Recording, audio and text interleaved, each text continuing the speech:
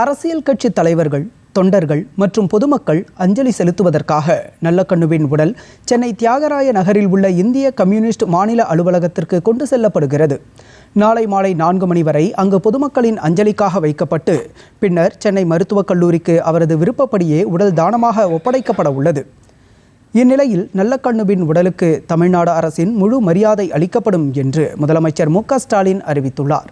இது தொடர்பாக அவர் வெளியிட்டுள்ள பதிவில், மறக்க முடியாத அந்த மாமனிதரின் வாழ்வே நமக்காக அவர் விட்டு சென்றிருக்கும் மகத்தான செய்தி, அதுவே நமக்கு வழிகாட்டும் ஒளியாகட்டும் என்று கூறியுள்ளார்.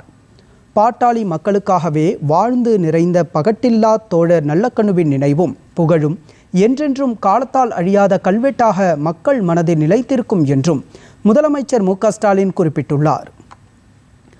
தமிழ்நாட்டின் உயரிய விருது பெற்ற நம் தகைசால் தமிழரை, இனிய தோழரை முழு அரசு மரியாதையோடு செவ்வணக்கம் செலுத்தி வழியனுப்பி வைப்போம் என்று முதலமைச்சர் மு.க. ஸ்டாலின் தெரிவித்துள்ளார்.